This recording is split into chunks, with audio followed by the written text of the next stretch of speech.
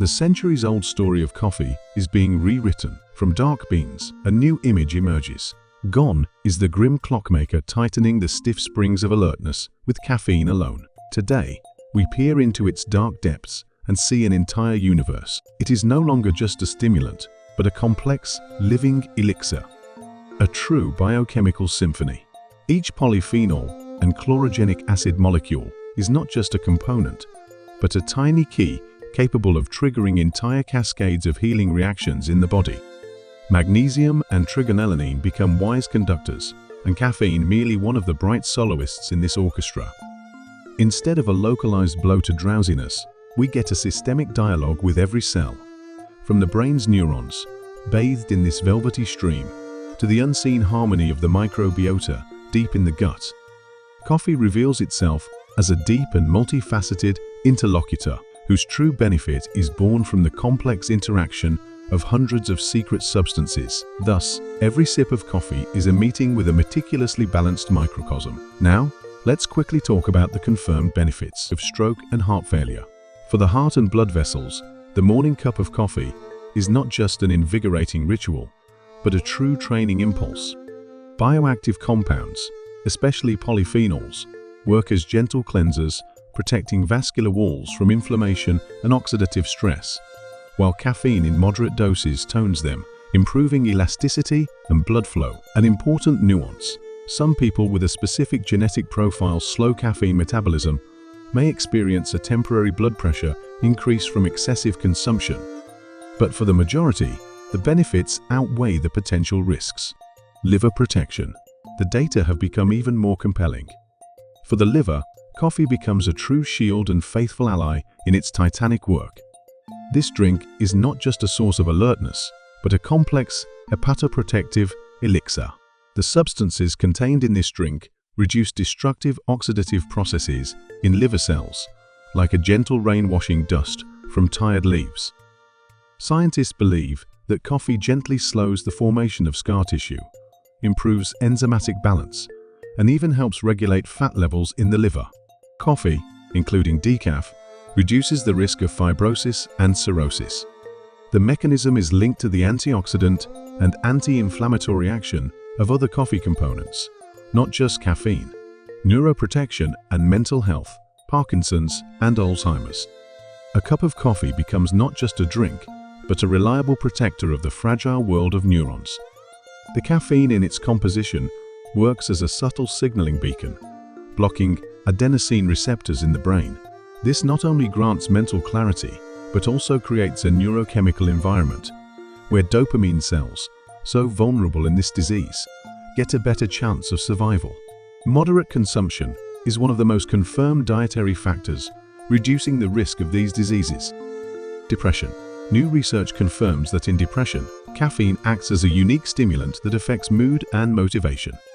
It is not a neurotransmitter in the direct sense, but subtly influences their balance.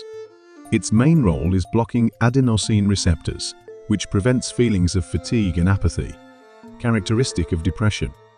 However, the key mechanism of its antidepressant potential lies in enhancing the activity of dopamine and serotonin systems, those very neural pathways of joy and motivation. By blocking adenosine, caffeine indirectly promotes the release of dopamine and increases the sensitivity of serotonin receptors, potentially enhancing the effect of the natural production of this well-being neurotransmitter.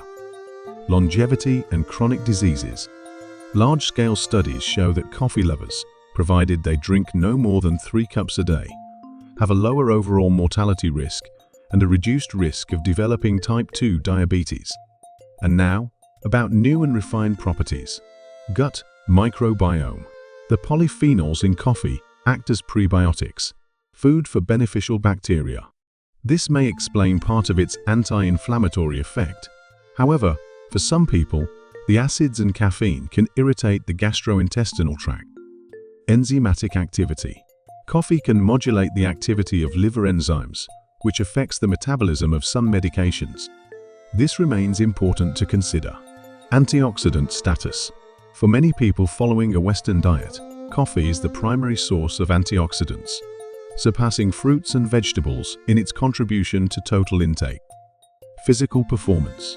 Caffeine from coffee is still effective, increasing endurance, strength, power, and reducing the perception of effort.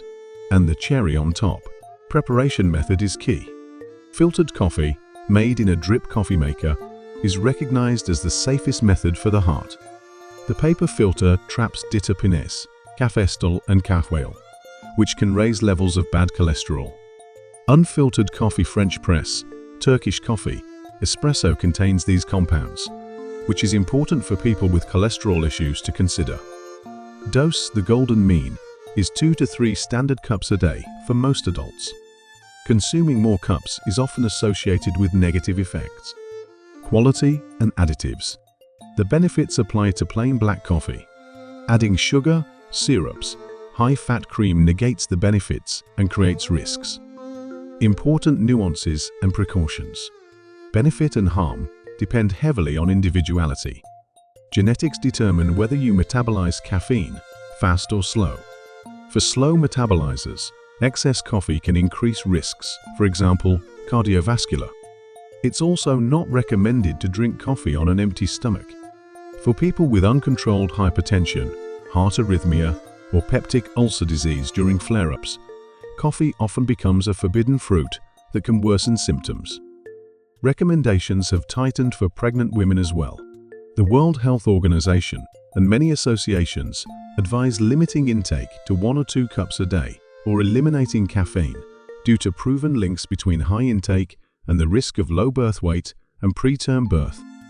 And here is the biggest myth, now debunked. Coffee dehydrates. Fact, with regular consumption of moderate doses, caffeine has only a short-term, weak diuretic effect. Coffee contributes significantly to the body's total fluid balance and does not lead to dehydration.